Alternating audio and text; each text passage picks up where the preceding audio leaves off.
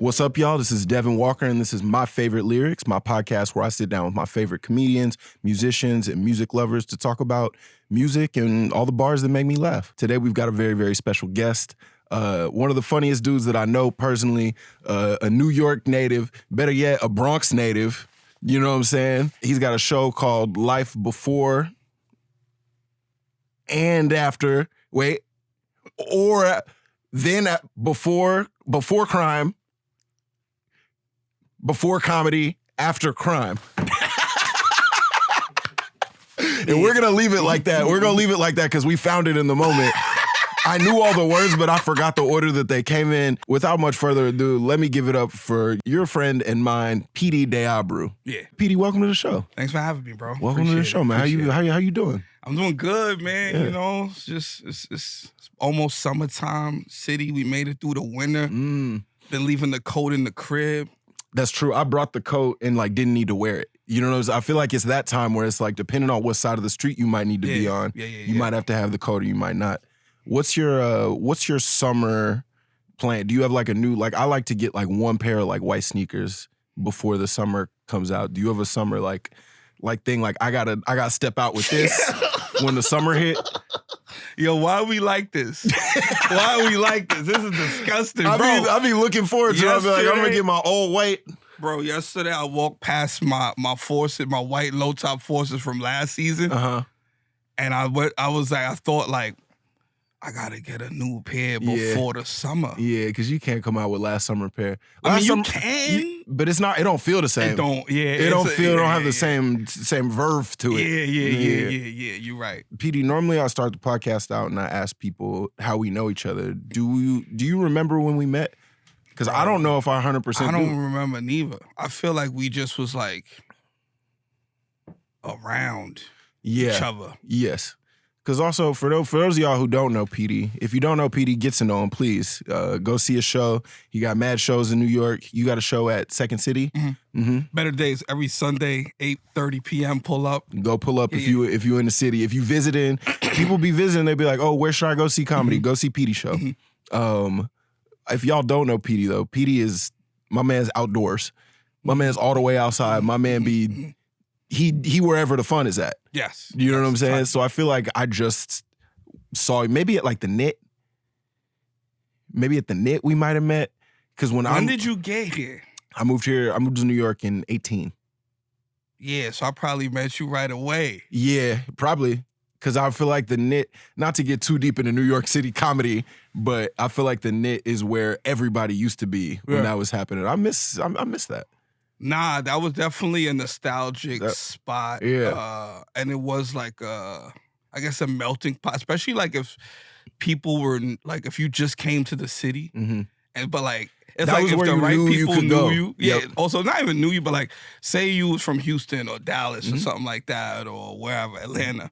You came to New York and if somebody that knew somebody vouched for you, it's almost like you could get into the action. You know what I mean? Yep. So that's how a lot of us met too. I feel like that's definitely how it happened for me. Yeah. I feel like I moved from Texas, just like you said, and I feel like I knew a couple people that knew a couple people, and then they start being like, "Oh, hey, we like Devin, you should put him on da-da-da-da." The next thing you know, you kind of in the mix. Right. But I feel like the Knitting Factory was definitely one of those shows where it was that was one of I feel like every scene has a couple places where it's you don't feel all the way legit until you do that one. And the Knit was like that. I got to do it that was when it was still Clark and you know what I'm saying, Kenny, rest in peace, and Will. Yeah. That was during that time. I think that must have been where we met.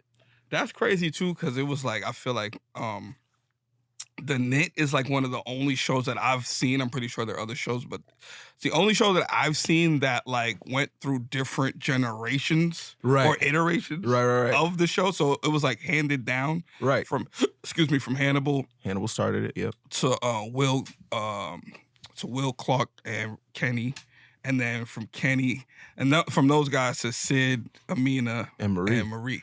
And it was always valid. So it was never the show fell off. Right. It was always never... and it always had that standard of yo, I want to do that show. That's always the one you want to do. I was always enjoying it. I started doing comedy. I was in the city. I used to intern at this club in Manhattan. And I remember when like veteran comics would go do the knit, some of them would go do it, and they would come back to the club like, I fucking hate it there. Oh, really? Because it was like, because it was at the time the Brooklyn crowd was like, they're not just gonna laugh at some whatever shit. You gotta come with something that feels like different, like original. Right. And I used to be like, I can't wait to get to Brooklyn.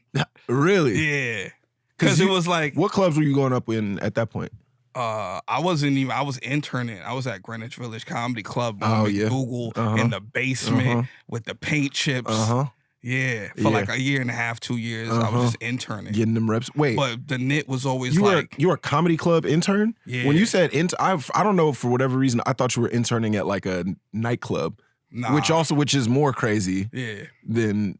Wait, what is... I didn't even know they had interns at the comedy club. I mean, I don't know if they have them. I know when I started, I was like, I was like the door guy. Yeah.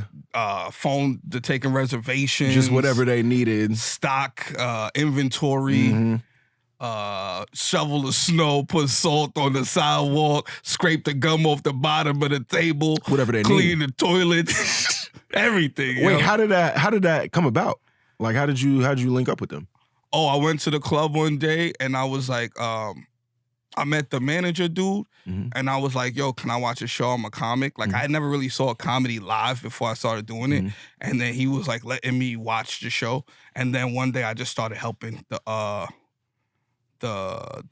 bus boy dude that worked there when they were turning the shows over. And then dude was like, yo, you don't gotta do that. Yo, you could just like watch the show. And I was like, I was just helping out.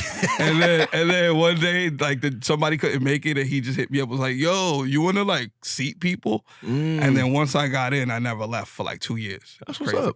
That's what's up. And then but I got to learn. I got to watch comedy. Like I got to watch comics do comedy live on the weekend, which was like a big deal. I mean, it really is so exciting when you start. I feel like like after you in it for a while, I'll speak for myself. I don't know if it was like this for you, but like at the beginning, it feels so cool to just see anybody. You're just like, oh man, it just feels cool to be around. It just feels cool to like be in the mix. Then now I feel like I've gotten to a point. I mean, I'm almost 10 years in now. And I feel like now I'm at a point where I'm like, I'll check out some people. Right. Or I'll check out, like, that's the homie. I'm gonna go watch his set. Or like, you remember when you started, the things that you'd be like, yo, this person is just dope. And the longer you do it, you look at what they were doing, you be like, this person was fucking whack. This whole thing is trash. Like, you find out what a hack is, you're like, this motherfucker's a hack. Yo, you recycle jokes. What the fuck is that? Like, bro, I came up in Austin and there's a dude, I won't say his name, but there was a dude who I remember, I thought he was so cool because he was like a road dog. He was like a road dog. He just had like show dates. He'd be like, oh, I'm gonna be in New Mexico this weekend, then I'm going to Oklahoma, then I'm going to Louisiana. And like just the idea of like having shows out of town and like getting paid any money to do comedy, I was like, he's up.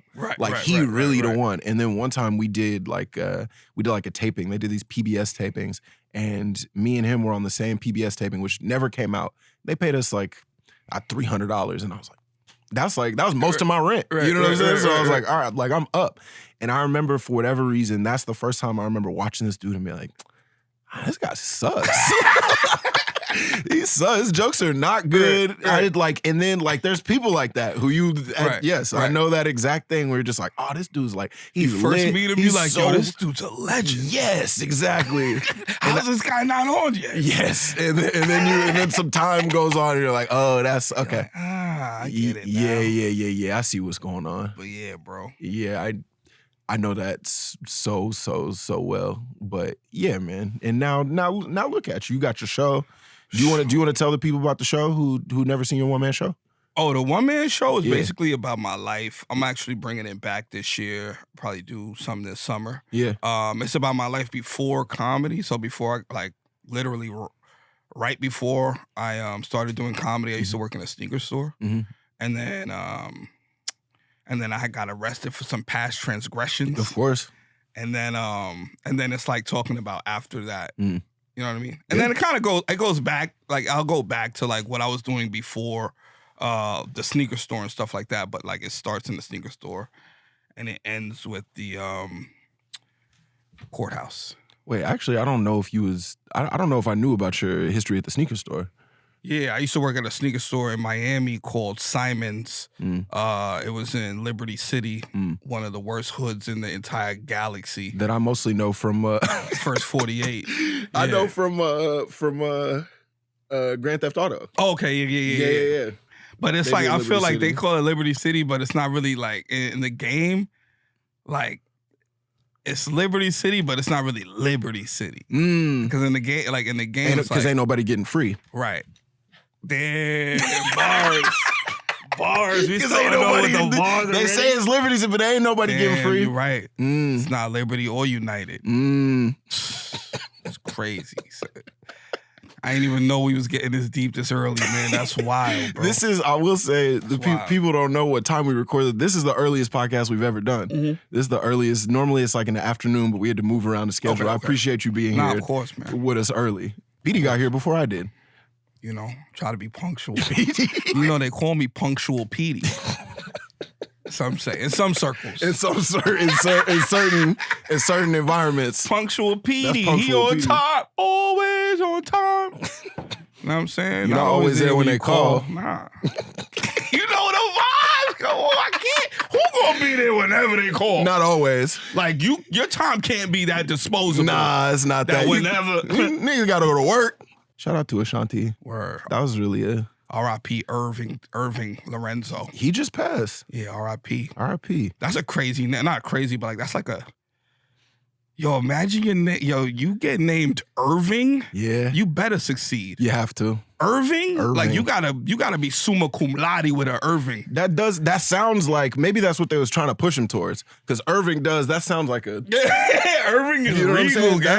That sounds like a name that they put on like a little like not the full statue, but just when it's just the shoulders up. Right. You know what I'm talking about? The like bust. the bust. Yeah. The bust. Like that's a Irving. That's like Windsor. Yes. If you name Windsor, I mean, I guess your name is Peter. Nah. It's not Peter. Your name not Peter? Nah, but we ain't gonna get into that. You feel me? We ain't gonna get into feel that. you. But it ain't like Windsor. Let's just say that. Yeah, I feel you. Yeah. All my real ones with the W2s know me. They know what's really popping. They know who I am. I got you. Shout out to rapper names like Earl. Or like Clifford. Yeah. Did you know that Travis Scott's his real name is Jacques? Like Cousteau? Yeah. That's wild. His name is Jacques Webster. That's his real name. That's fire. And it makes sense. Like now that he's got Jacques swag. Like it's Jacques. Yeah, he got a Jacques type of persona. Yeah. Because it's not. You know when people try to like fuse names like Jacques. Yeah. Is that a fusion? Jacques. That's like a nigga could be Jacques. He's Jacques. So Jacques is like, you know what I'm saying? And then it's like how you spell Ja. Ja. That's like Ja. Mm-hmm. How you spell that? Ja. Because it's not Jacques, like Ja would be J-O. So Jacques is like, I feel like there's like weird accents and stuff. Yeah, you gotta get a French person involved. Yeah, and then it probably do we got a Q in it? This one do, yeah. Jacques Webster. Jacques.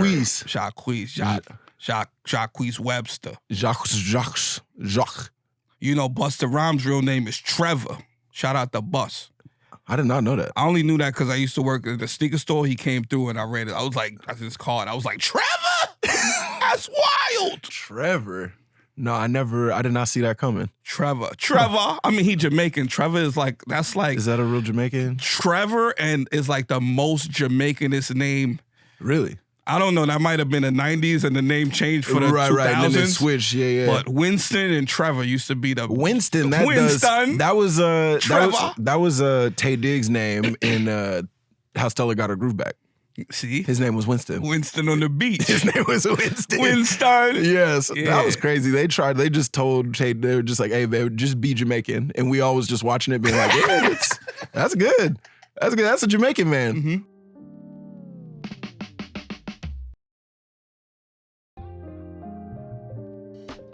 Petey, to get into the music, I mean, you really New York to the core. Yeah. You know what I'm saying? Yeah. Who were your guys coming up? I know we was talking about Nori before. Mhm. Who are you really?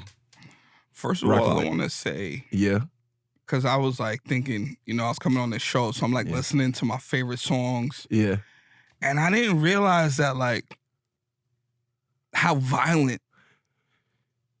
Well, like, but they were like the jams. It was just like back in the day. It was like I didn't realize how violent the music was. It was a lot.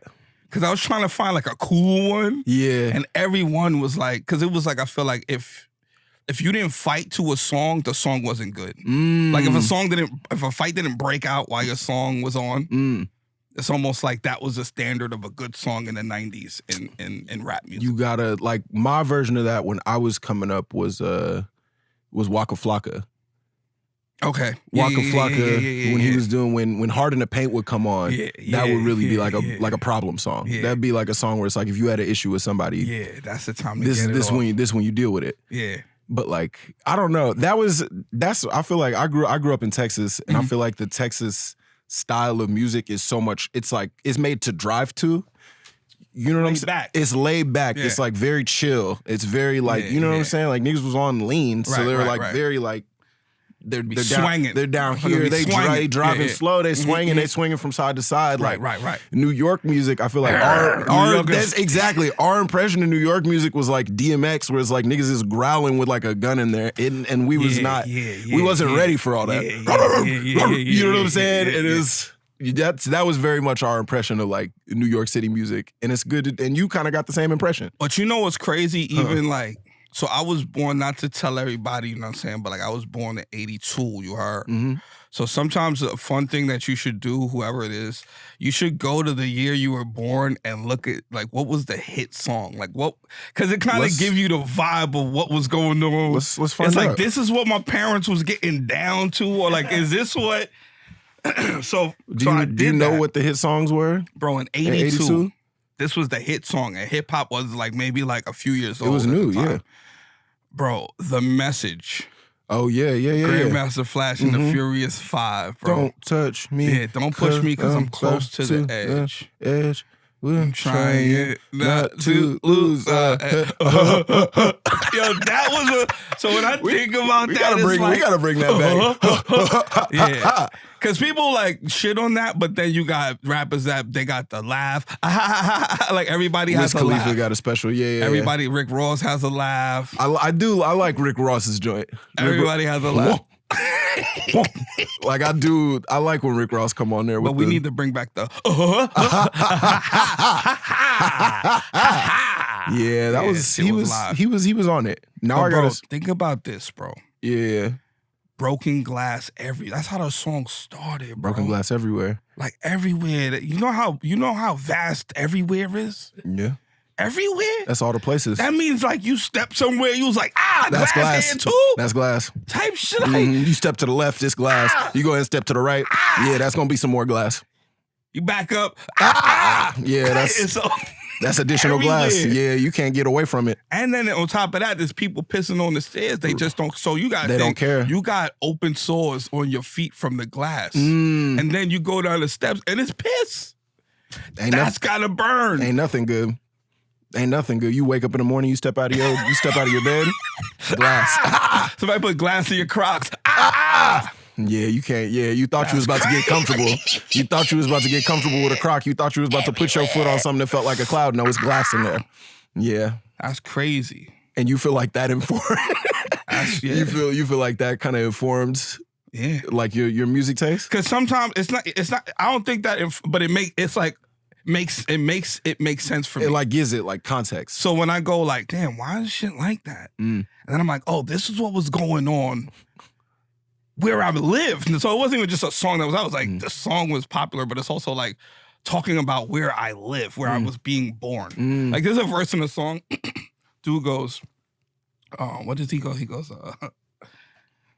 a child is born with no state of mind. I'm like, whoa, what the fuck? Because now I'm listening to him like, damn, he's talking about, but like, that's was 82. He's talking about me? He's like, little Petey in the hospital? Like, he ain't got no state of mind. With no state of mind, blind to the ways of mankind. Yo, what the fuck? I'm just Which born, also, just bro. to be clear, is like the way a child should. That sounds like a normal you're right, baby. you're right, You know what I'm saying? You're right. He don't know. He You're don't got right. a state. You can't have a state of mind right off rip. See, I don't even had remember that. anything before I was like 6. Yo, the funniest is when someone says they remember some shit from 4. I mean, maybe like, do you remember? You got anything from back there? Bro, Rosebud, our friend Rosebud. Yeah. We were speaking the other day. She was like, yo, I remember when I was 4. Oh no. And it was something traumatic. But then I'm like, 4? You sure you wasn't 6? You thought you were 4? 4 feels early. 4 feels like you're not even, your brain ain't really big for memories. You ain't clicked in yet. Yeah. I feel like it's a point where you click in, but maybe it's, I don't know. I feel like when you lose your 2 front teeth, that's like when the memories begin. Or like when you start losing a tooth, you be like, you'd be like, something's changing up here. I feel like notable. Can I tell you something that most people don't know? Is my teeth started falling out mad late. Nah, when you was 20? I was like, I still, for real, they started having to pull my teeth out because they were like, I don't think they're going to come out on their own. That's fire. I didn't lose my last tooth till I was like 15. That's crazy. That's not Shout right. out to your teeth. Bro, My teeth was mad at home. They was really hanging out. I would be lying if I said that this lyric didn't come across my mind. Get into it. That's what the show's about. You Got got a bag and fix my teeth. Hope you hoes know it ain't cheap. It ain't cheap. Mm-mm. Before that, I don't think I've ever heard a rapper like promote veneers. Even though she didn't say veneers, Right. she put the spotlight on like, these ain't the original chompers that I came in the game with. You feel what I'm saying? Well. Because she could have said, got a bag and filled my cavities. Right. She said, I got a bag and fixed my teeth. Not like teeth as in plural, not tooth. Yeah. It Like, wasn't just one problem guy. You know what I'm saying? right, You know how some right, people right. got the little joint that's like up here? You know, some people got that, you know what I'm saying? Some people got the upper decker tooth. That little, you know what I'm saying? The little above the little stalactite tooth up there. You know about that one? They got the little that extra joint up there. Sometimes people got one problem tooth, but you could tell. About the stalactite. That shit about to drip, bro. Yeah. Damn, the stalactite tooth. Yeah, bro. the little joint up here. Yeah. That's like, you know how you got the old school can openers? Where it's like the part that goes into the thing the on one the that side, and that's clamps the in one and that then you spin clicks it it. around. Yeah, that that's tooth is like the one that. Yeah. Now you got some tomato soup. That's a fact. Yeah, that's true. But yeah, she fixed the whole mouth, and that was before. Like now, I feel like people were talking about veneers on a regular basis. Back then, that was like kind of a new. It wasn't a popular thing. It wasn't popular. I feel like she was on the forefront Absolutely. of the veneers conversation. Sometimes, but like back to like the 15, being 15, losing your last tooth. Yeah. That's like, I think about, because when I get the bag, do I say bye to my, like, because you got to think, bro, our tooths, Yep. been through a lot with us. Bro. Everything. Lies. Every meal. How many lies these teeth done told? A couple. They done passed through.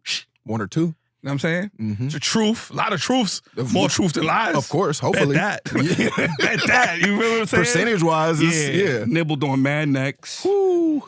Ate mad bacon, egg, and cheeses. Tasty. Now the price of the eggs went up, so less bacon, egg, and cheeses. Gotta But drop still, that they down. remember they was there first. Think about that. That's right. It's your teeth is like the first line of defense, really. And then it's like, and offense, really, how you play the game. Yeah, but I'm just depending saying, on, like, you know what I'm saying, if you trying to be on your Tyson behavior. yeah. I think if I got new teeth, I would definitely keep my old teeth just in remembrance and memorial to them. Where would you put them? Probably like in a Crown Royale bag. The little purple joint? Yeah. Look, man. Yeah. For those of you who don't know, there was really a time where if you had the purple Crown Royal bag, that was kind of... You was an adult. You was kind of up. You was kind of you could keep a variety. That's where you keep important things. There's a lot of truth to that. Yup. Yeah. It's a fact. You would keep your teeth on the side. Do you think you ever would go through the veneers process? Probably, but I mean, I gotta be old. Not until I gotta be like you at 15 with the last tooth gotta go. When the last tooth go, Oh, so you think you got to lose all your other teeth? Man. You got to lose every tooth. Yeah, that's the only way I'm getting them. When they fall out, like, you know what I'm saying? We're going to try to preserve them. Yeah. But, yeah. And then also, too, if I got to get new teeth, I want my new teeth to look like my old teeth. Oh, because I think sometimes people get new teeth that's not, it's like. Right. Well, like, you see how we got the gap in our joint? Like, I'm not trying to correct the gap. You feel me? Like, the gap is personality. Shorties know if you see the gap, yo, son probably funny. I do. Yes, they know that it's because you had to be. You gotta supersede the gap. You gotta have something else. You gotta have something else figured out. Supersede the gap. You know what I'll tell you is when I got on SNL, I had more gaps like in between some other teeth, and I was like, okay, I gotta fix them other gaps, but I'm gonna keep main gap. I'm gonna keep the big guy. You know what I'm saying? I'm keeping it's like you shut down the smaller gaps, but you kept the headquarter gap. Because you know what I'm saying? That's the head coach. That's the general. I just couldn't. I don't know. Have you had a homie get veneers and then you see him and you're like, I don't quite like I know you, but I don't know you like how I used to know you. I know you, but I don't know those teeth. You know? It's like I know you still you, but like your mouth is a stranger. Yeah, who this? It'll take me a while. It's like when one of your homies is dating somebody, right? And it's like, all right, you know, I'm cool with this person out of respect for my friends, right? But it's still gonna take time. We're not really there yet. Yeah, we gotta all take a group trip. And get an Airbnb or something like that. Act. Right. You know what I'm saying? See if they slipping.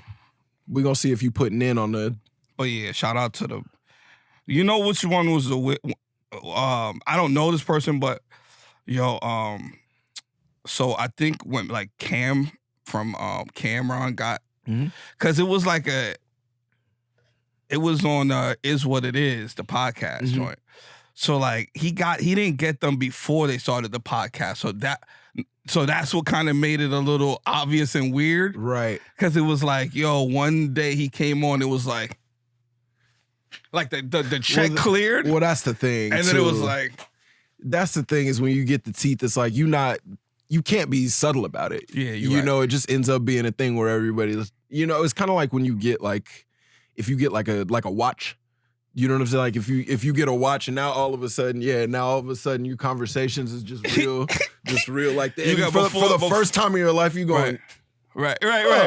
Before you give directions, you're like, that way.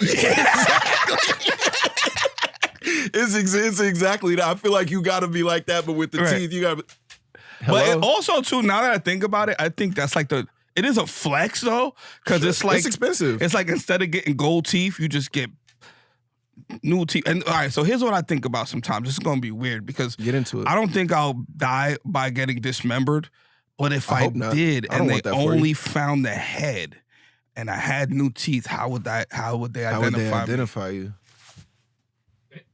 When they put the teeth back to the lab, they don't got nails to check. Obviously, my idea on me. Right. Only your head. Right. Now there's fake teeth. Now what? They gonna do the 23andMe with the teeth, and it's gonna come back porcelain, toilet bowl mouth. Come on, son, I'm a toilet bowl mouth.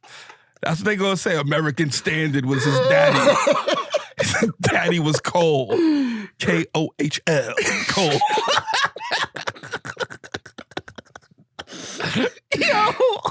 Petey, Bronx never change your teeth, man. I don't want it. Nah, I don't want it. You got to keep the original joints. I got to keep the OGs. Or for anything, I'll get a grill. That's, what's funny is like that feels so much more comfortable to me. And maybe that's because it is such a Southern thing, such a Texas thing. I like as soon as I had a job where I had a little bit of extra money for the first time, one of the first things I did was buy gold teeth. Did you like get permission, or did you need permission, or did you do it like on some secret society, just me? Permission from my job? No, how old were you? Oh no, this was like 4 years ago. Oh, I'm thinking you're like 13, 14. No. I wasn't up like that. I feel like you was up when you was young. Yeah, I was about to. Yeah, you know what I'm saying? I came up with my first little gold chain. You was up. You was up. Sometimes you'll tell stories. You be like, yeah, I was like 21 with a house. Yeah, but hold on, back to the teeth. Yeah. So you got the bag. Yes. And got gold teeth. I got a little bag, got some gold teeth immediately.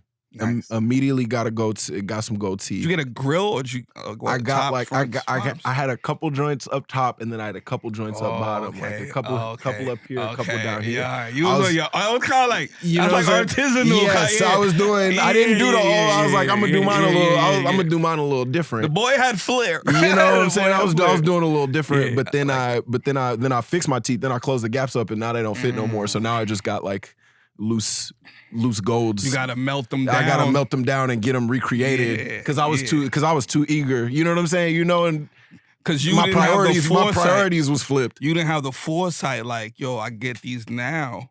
Yeah. What about when I fix my teeth?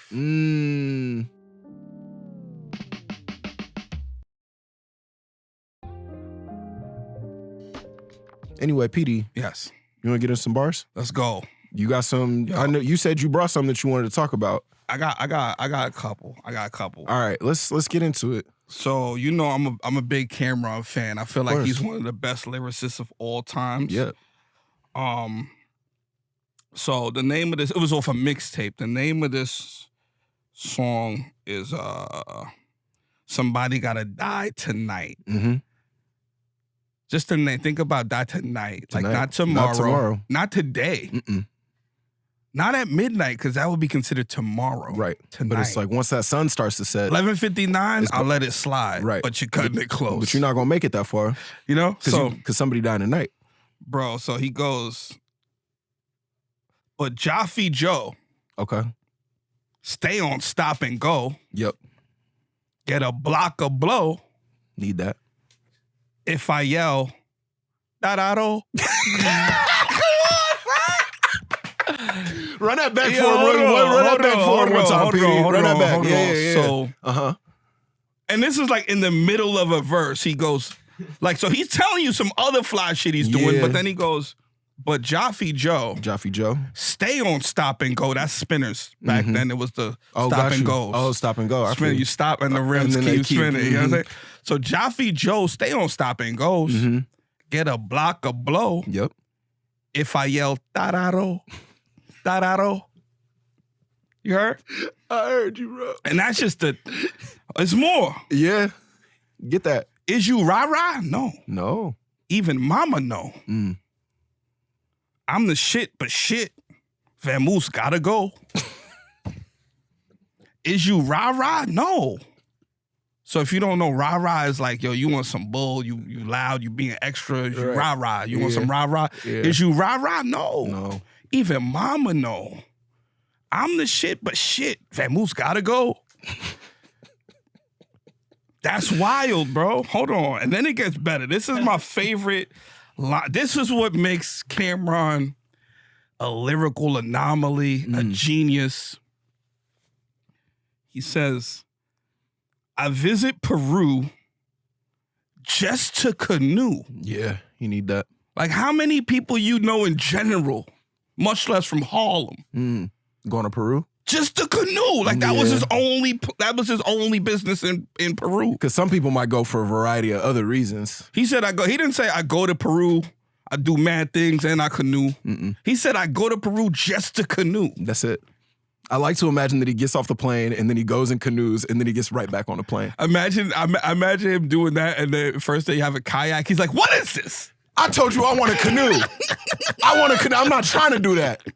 The fuck is this?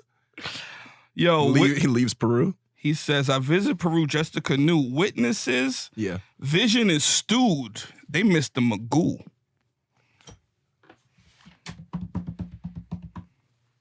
Come on. Whoa. Come on. Vision is stewed? He meant to say skewed, but he said stewed. Okay. And he just kept it. Yeah. I was like, I didn't know if that was from New York City. But that's the genius, because their vision is stewed, like eyeball stew. Put it in the pot, mix it up, let it simmer. It's a stew now. Tomato paste, probably. It's a stew. Most likely.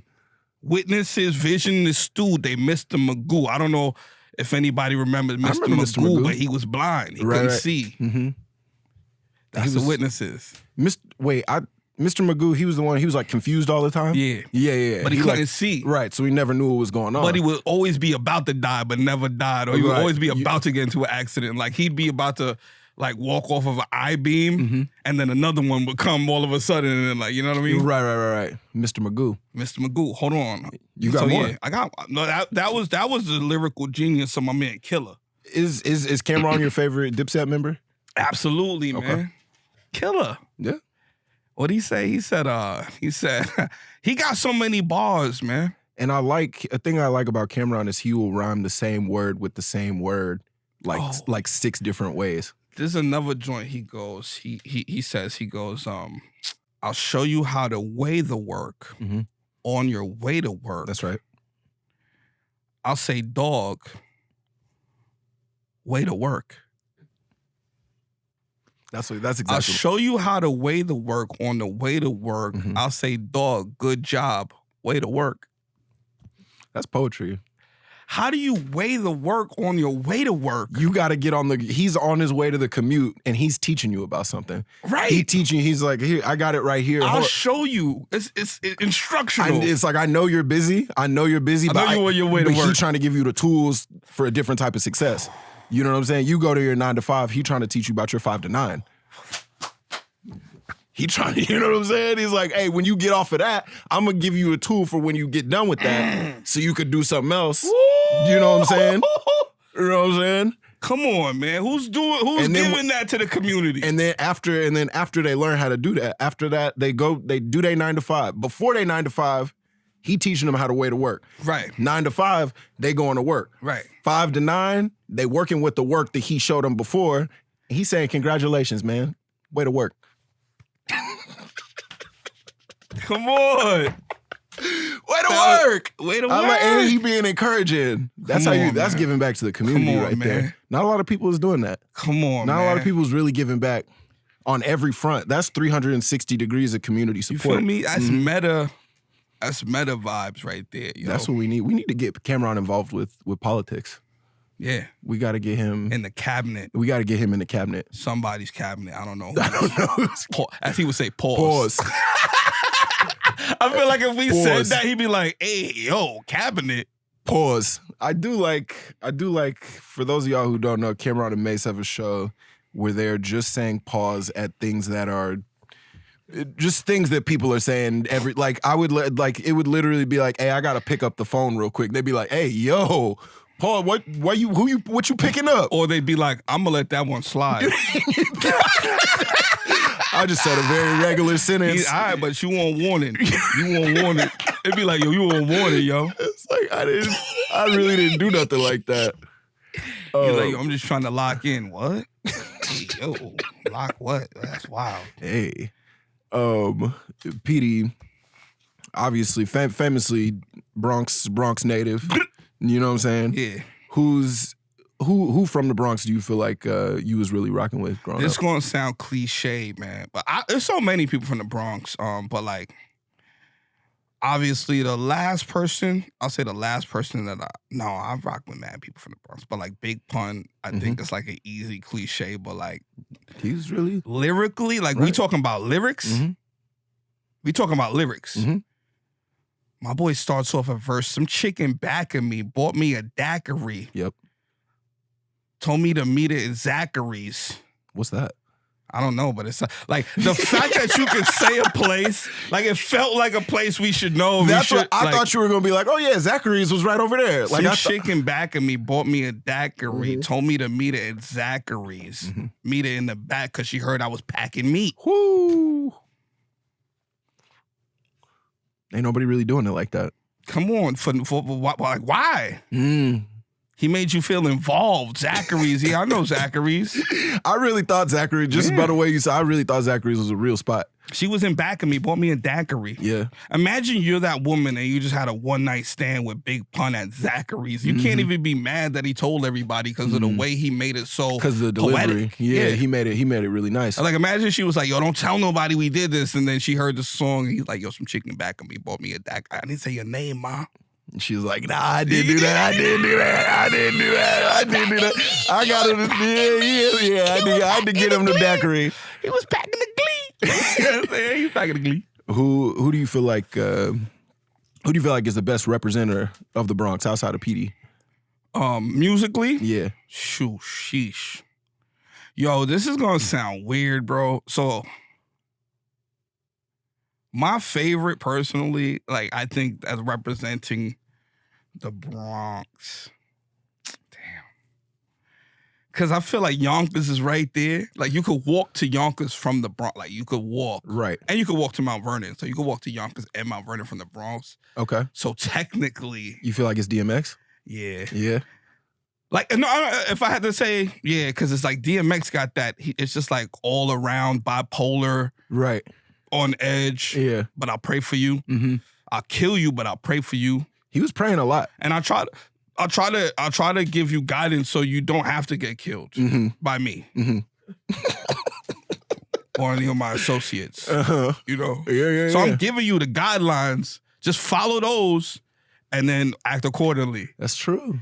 But if you don't, and even if you do, I'm gonna still say a prayer because that's who I am. He was really he was praying and he was killing and he was barking. Bro, can I tell you some of my favorite bars of DMX? Well, first, I don't even look at my phone. Go ahead. So DMX, shit like, because he's like, I feel like a philosopher. Yeah. Bro, many questions, no answers, stress. Many questions, no answers, stress. Just try to hold my head and remember that I'm blessed with the gift. Shit gets worse, time goes by. I don't remember. He goes, I'm so high, but then he goes, why ask why when you know? When it's your time to go, you roll. My man was really on some Socrates level. That was like, and it was like to the point, it wasn't, I feel like he didn't try, I feel like sometimes lyricists try to fool you with words. Yeah. Like lyrical, spiritual, lyrical. Mm-hmm. Like he's just literally like, yo, why ask why when you know? When it's your time to go, you roll. To that same point, I feel like I never liked big words rappers. Nah, I never liked the guys who were trying to do that. Unless you like, see with Nas, it felt like it was him. It felt like he was really reading those books where it said those words. Or like, I was listening to another Nas joint. I'm big on how people start their verses too, because that's like cool. Mm-hmm. Like that's the first thing you're saying. So like I was listening to a song, he goes, through the lights, glamours, and action, glamour, glitters, and gold, I unscroll the fold. So I unfold the scroll, plant seeds and stampede the globe. This was like in the first 5 seconds of what he said. Like, that's insane. Yeah. And it wasn't even big words. It was just the words that he chose to start with. Right. And I feel like there's something striking about the way that he like puts them together sometimes. Sometimes you're like, oh, I've heard all those words, but I've never heard all those words together. Through like the lights, glamour, and glitter. Through the lights, glamour, and glitter. Glitz, glamour, and gold. That's weird, yo. That's wild, bro.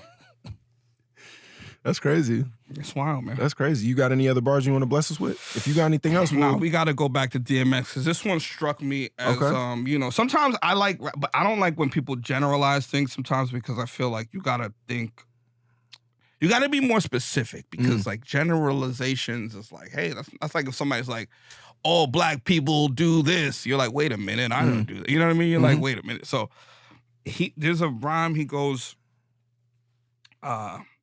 dogs bite. Dogs fight. Yep.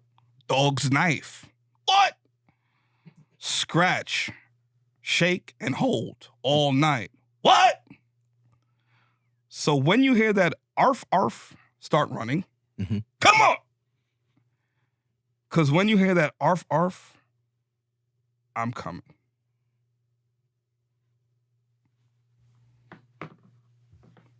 Dogs bite. They do.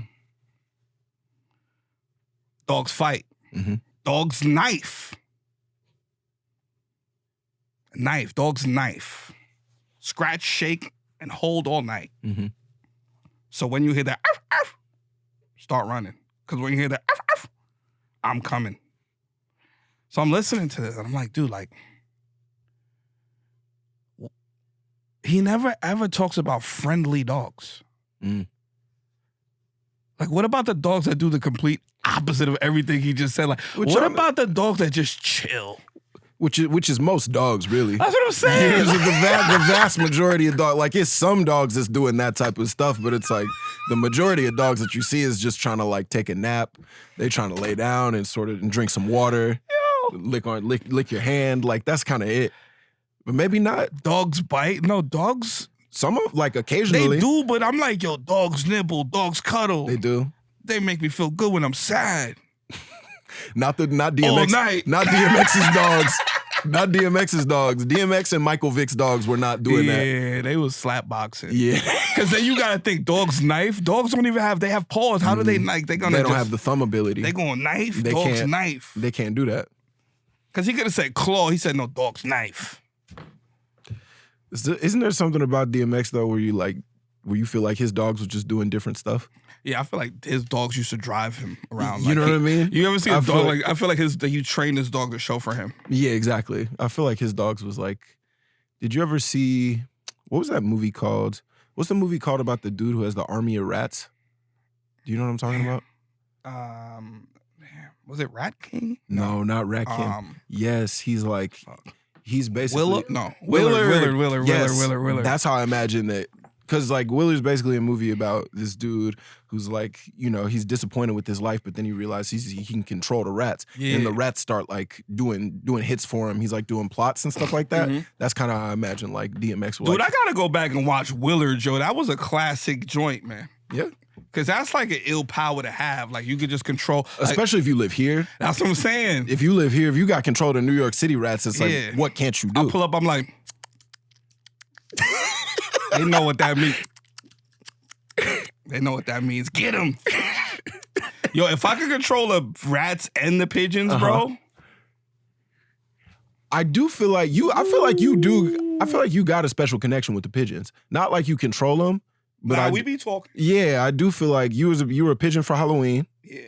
You was a pigeon for Halloween. I got pigeon blood, man. I feel like it's my spirit animal. I feel like you and the pigeons, y'all kind of connected. I seen a pigeon the other day in front of one of them Amazon lock boxes. Yeah. And I was just like, then I kept it moving. Did he say what's up? Yeah. Like this. What happened to that boy? Mm-hmm. I forgot about that joint. Come on.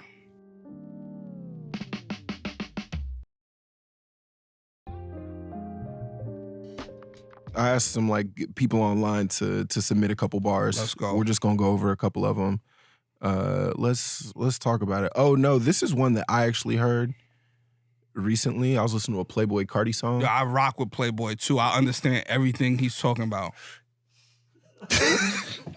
See ya. Come on. No matter what. Not everything, but I'm just saying most of a lot of things. Do you remember the first big Playboi Carti hit was that song Magnolia in New York on Millie Rock? Yes. He has a bar that I just listened to recently where he goes, "I hope that's not your thoughty. Yo bitch look like a auntie." Auntie, yeah. And I was like, well, you saying it like that's something bad. But you can't look like auntie on the set, like on the reunion set, yes. On the Cardi set, chill, relax. Unless we're doing like a parody. But what if she like Miss Parker? It's still parody-ish. It's not like, yo, I'm type. You feel me? Yeah, I got you.